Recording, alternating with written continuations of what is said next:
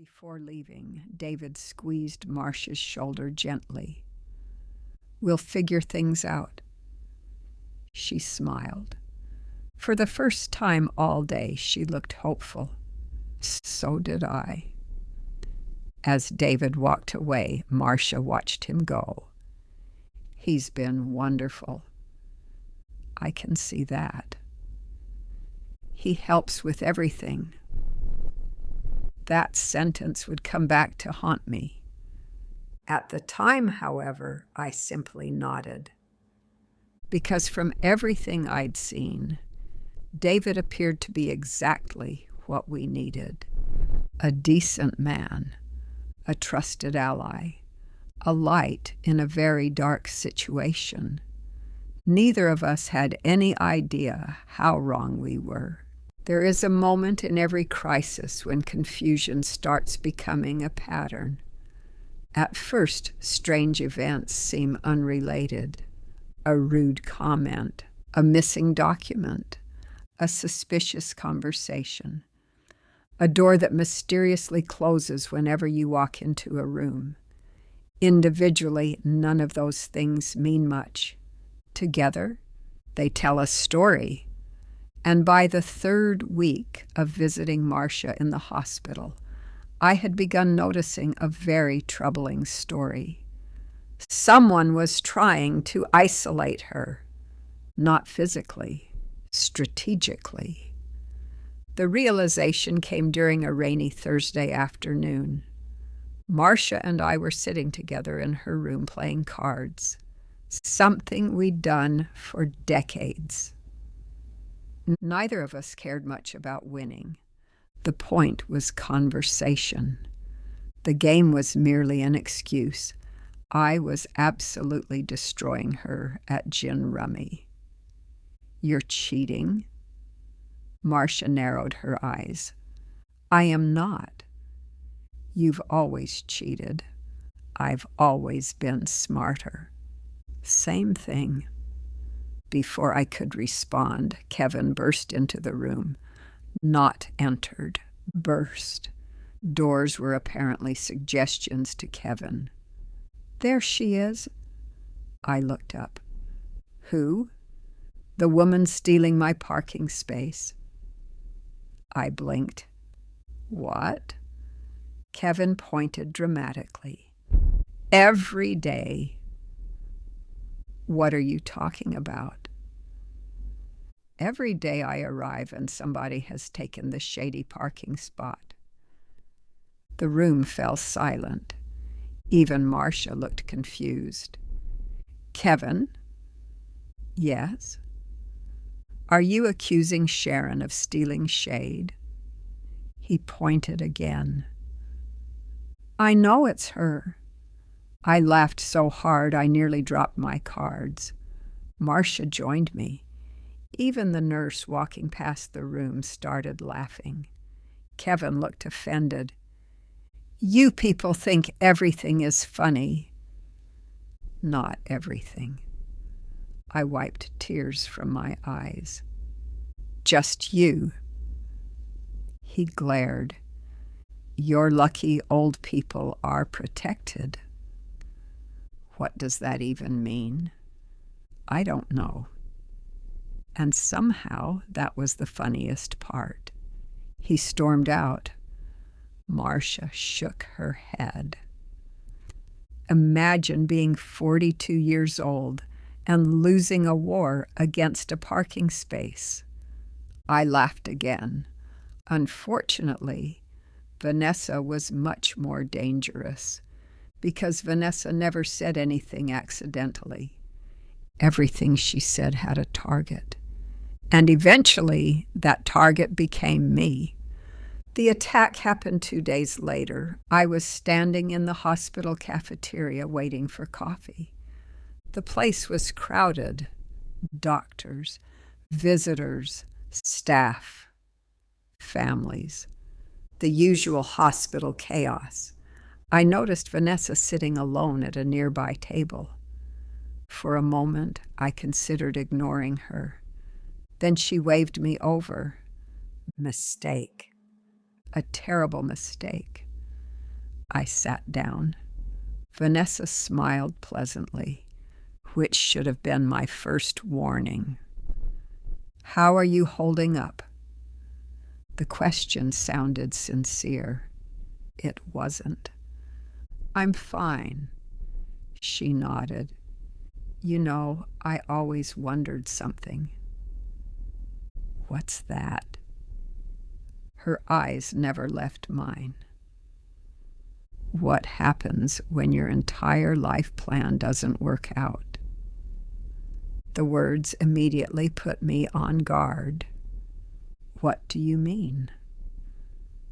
I mean, she stirred her coffee. You wanted children. My stomach tightened. I never said that. No. She smiled. But most women do. I stared. She continued. You lost your husband. I didn't answer. You never had children. Still didn't answer. And now you're spending retirement sitting in hospitals. The smile remained. I guess I'm just curious. I knew what was coming. I still wasn't prepared. When you get to the end of your life, she leaned forward. How do you convince yourself it wasn't wasted? The words struck like a hammer. For a moment, I couldn't breathe. Not because they were true, because they were cruel. There is a difference, a huge difference. Vanessa understood exactly where to place the knife and exactly how deep to push. Fortunately, she underestimated me. I spent 40 years as a therapist. I've met bullies before. I've met worse. So I smiled. A calm smile, the kind that made difficult patients nervous. Interesting question. She looked surprised. Really? Absolutely. I stood. Personally, I'd be more worried about reaching the end of my life and discovering nobody ever loved me. The smile vanished. For the first time, completely. I walked away before she could answer. My hands were shaking, but she never spoke to me like that again, at least not in public. Meanwhile, something else was happening, something far more important. The hospital staff had started noticing things too, particularly Nurse Elena. One afternoon, she found me reading beside Marcia's bed. Can we talk? Her tone immediately got my attention. I followed her into a nearby family consultation room. The door closed. Then she lowered her voice. I need to be careful. My heart sank. About what? She hesitated. Your friends, relatives. Every alarm bell in my head started ringing. What about them? Elena chose her words carefully. Something feels wrong. Wrong how?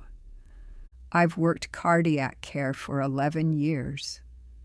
She folded her arms. I've never seen family members so interested in paperwork. That got my attention. What kind of paperwork? Insurance.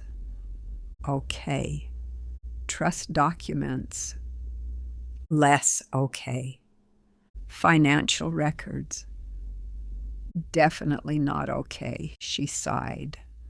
Most families ask about treatment. I nodded. These people ask about assets.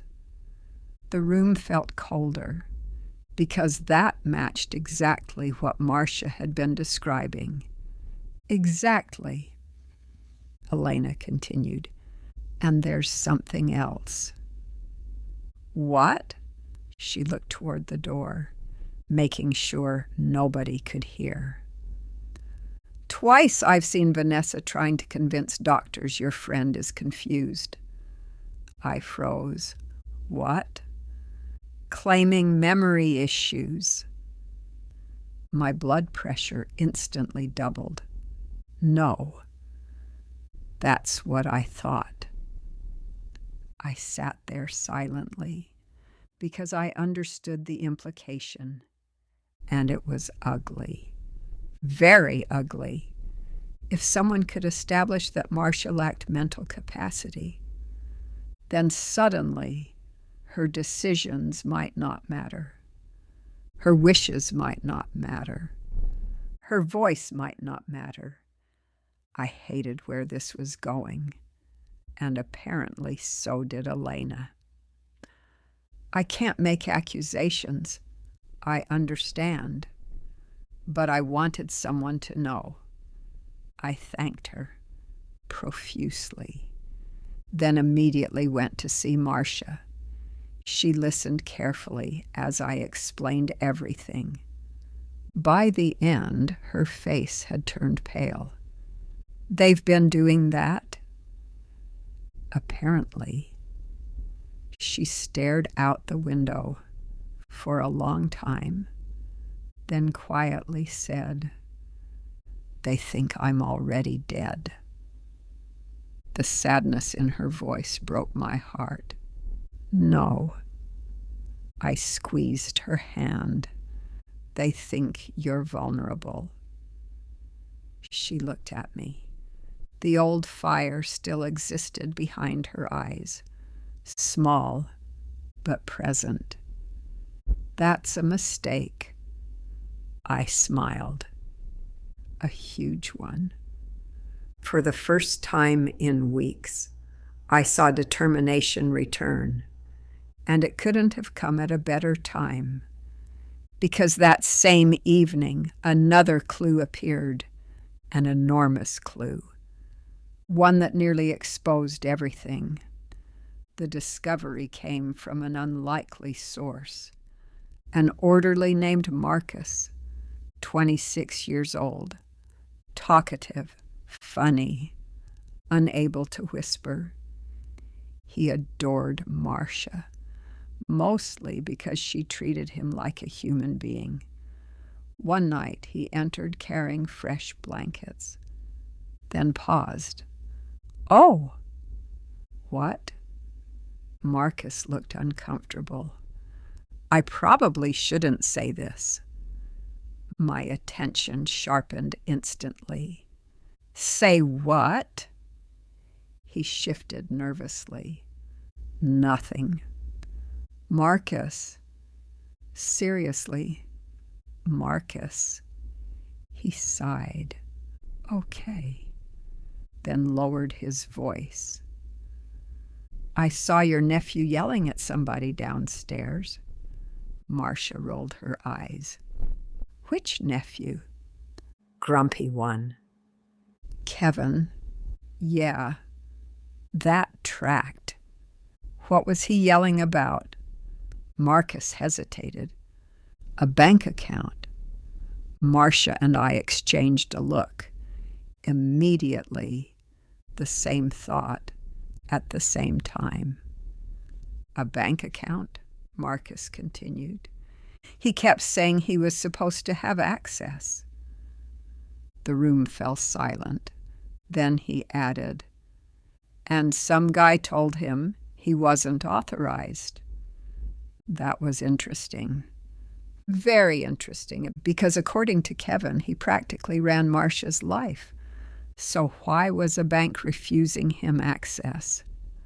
Unless the authority wasn't as complete as he'd claimed, which meant somebody was lying. The question was, who and why? As I drove home that night, rain tapped against my windshield. For the first time since this nightmare began, I felt something unexpected. Hope. not because we had answers, because we finally had questions, the right questions, questions that made people nervous, questions that threatened secrets, questions that would eventually expose the truth. And somewhere in the middle of all this uncertainty, one person continued appearing like a bright spot. David, helpful, reliable, kind, always showing up exactly when needed, always supporting Marcia, always making me feel less alone. Looking back now, I should have been suspicious. Nobody is that perfect. Nobody. That's exactly what I did. Unfortunately, I had no idea where that light was really leading. There are two kinds of charm. The first kind is genuine. The second kind is so convincing that you don't realize the difference until it's too late. At the time, I believed David belonged to the first category. I would eventually learn how wrong I was, but not yet, not even close. The following Monday started with an argument over pudding. I wish I were joking. I arrived at the hospital around 10 in the morning, carrying a crossword puzzle book for Marcia. The moment I stepped onto the cardiac floor, I heard shouting, "Kevin!" Obviously. The man treated indoor voices as a personal attack. I rounded the corner and found him arguing with a dietary aide. "What do you mean she gets vanilla?" The poor aide blinked. "She requested vanilla pudding." "She always likes chocolate." The aide looked at her clipboard. "She requested vanilla." Kevin folded his arms. "Well, I requested chocolate." The aide stared. "So?" Kevin looked genuinely confused. So my request should outrank hers. I nearly walked into a wall. The aide looked equally baffled. "Sir!" Kevin pointed dramatically toward Marcia's room. "She's sick." "Yes, I'm healthy." "Okay." "Therefore my opinion is more mobile." The aide froze. I froze. A passing nurse froze. Even Kevin appeared unsure what he'd just said. Then he doubled down. "You know what I mean." Nobody knew what he meant, not even Kevin. The aide eventually escaped. Kevin spotted me. "Oh, great," I smiled. "Good morning." It was. What happened? The pudding people happened. The pudding people? Don't act like they're innocent. I walked away before I started laughing. Behind me, I heard him mutter, "Nobody respects leadership anymore." Leadership! The man had declared war on dessert. Meanwhile, Vanessa had become noticeably more aggressive. Not openly, strategically. Like someone growing impatient. Every time I visited, she seemed to be watching, listening, calculating. Twice I caught her standing outside Marcia's room. 3 times I walked into conversations that ended the moment I arrived. And once I found her searching through paperwork in Marcia's bedside cabinet. When she noticed me, she smiled. "I was organizing." "No, you weren't." The smile remained. "That's a rude assumption." "No," I replied. "It's an accurate one."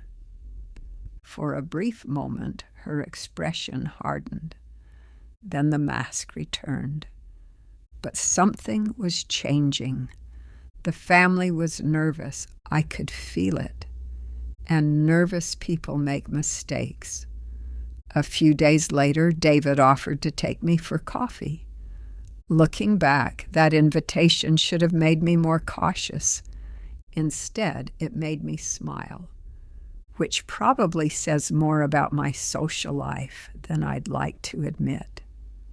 We met at a small cafe 3 blocks from the hospital, a cozy little place with oversized chairs and terrible jazz music.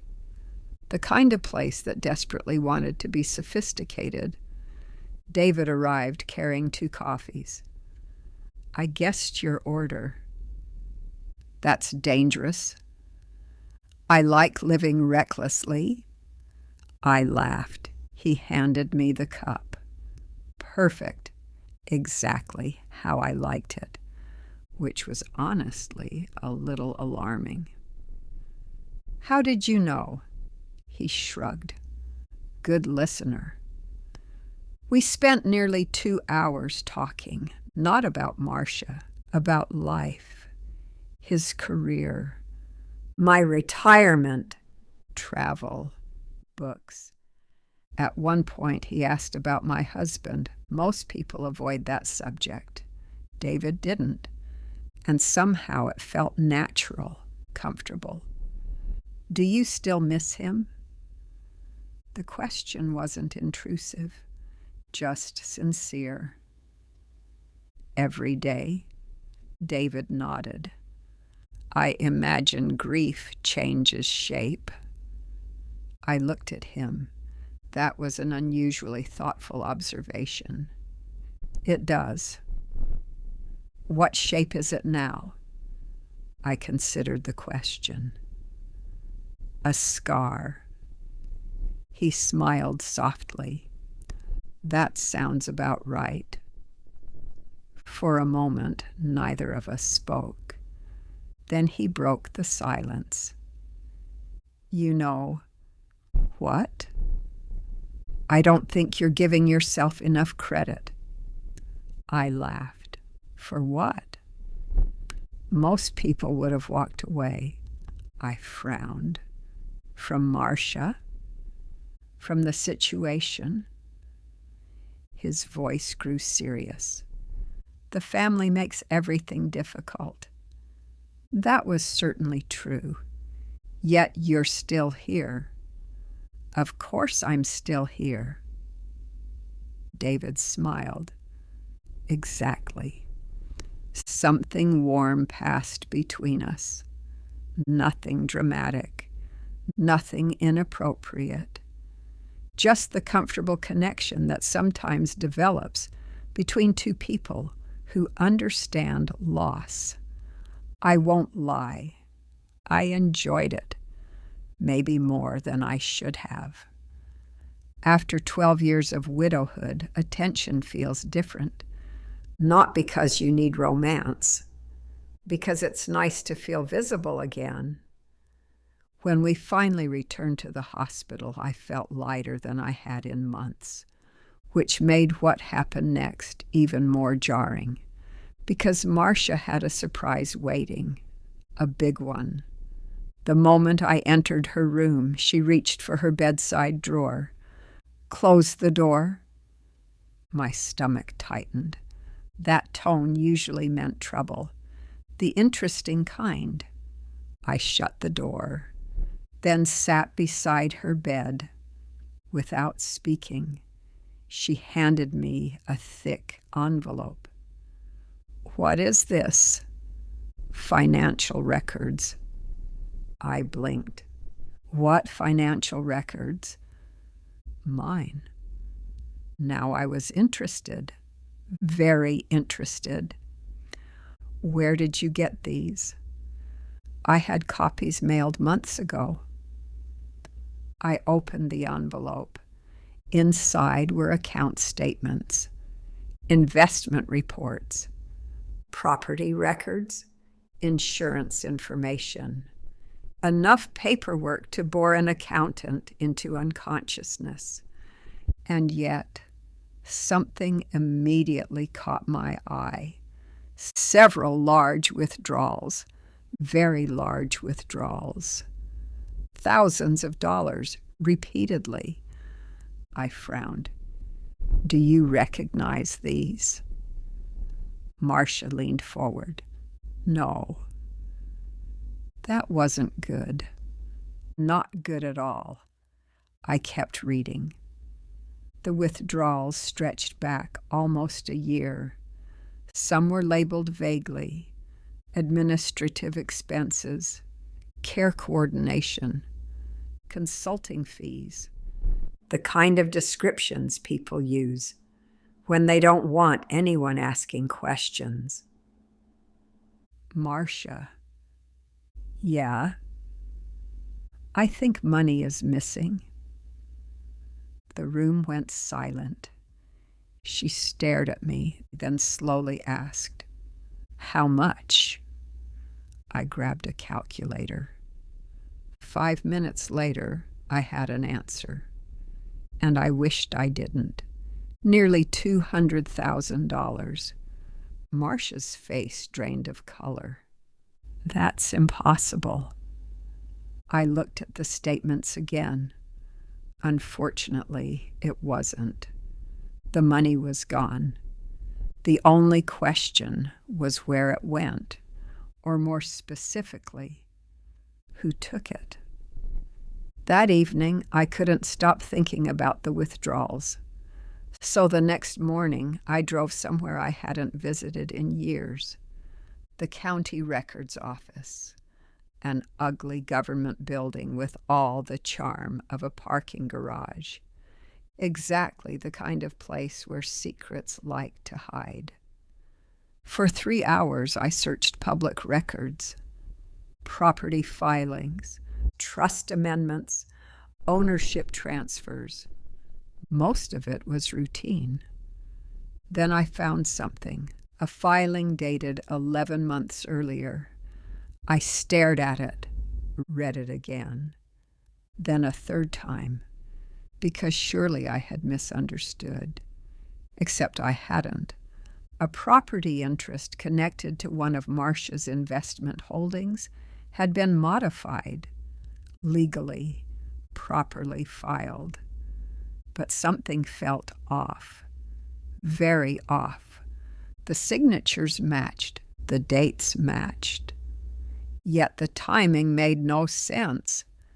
According to hospital records, Marcia had been recovering from a major cardiac episode that same week, which raised a troubling question. Why was she signing financial paperwork during a medical crisis? And who arranged it? I copied everything, every page, every filing, every signature, then drove directly to the hospital. By the time I arrived, my mind was racing. Because for the first time, I wasn't just seeing greed. I was seeing planning, careful planning, long-term planning, the kind that doesn't happen accidentally. Somebody had been preparing for this for a very long time. The question was who? And for the first time since this nightmare began, I wasn't entirely sure it was Kevin or Vanessa. They were cruel, selfish, entitled, but neither seemed organized enough to orchestrate something this complicated, which meant there might be another player on the board, someone smarter, someone patient, someone hiding in plain sight. As I stepped off the elevator, I noticed David standing at the nurse's station, talking with Nurse Elena. He smiled when he saw me, the same warm smile I'd come to trust, the same smile that immediately made me feel better. For just a second, a strange thought crossed my mind, a thought so brief I almost ignored it. Why does everyone trust David? The thought vanished as quickly as it appeared. After all, David had done nothing wrong. Nothing, at least nothing I could see.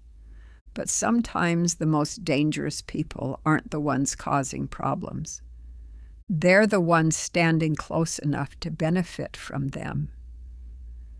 And somewhere deep inside me, a tiny voice had finally begun to wake up. A voice that would soon ask a question neither Marcia nor I were prepared to answer. What if we've been looking at the wrong villains? For days, I couldn't shake the feeling that something wasn't adding up. Kevin was greedy. Vanessa was cruel. But neither of them seemed capable of executing the kind of long-term financial manipulation I was discovering. They were wrecking balls. The person behind this scheme felt more like a chess player, and chess players don't usually announce themselves. They smile. They wait. They let other people make noise. That realization followed me everywhere. It followed me into the hospital cafeteria. It followed me through sleepless nights. It followed me into Marcia's room. And eventually it led me directly to the truth. Unfortunately, I wasn't ready for it. Neither was Marcia.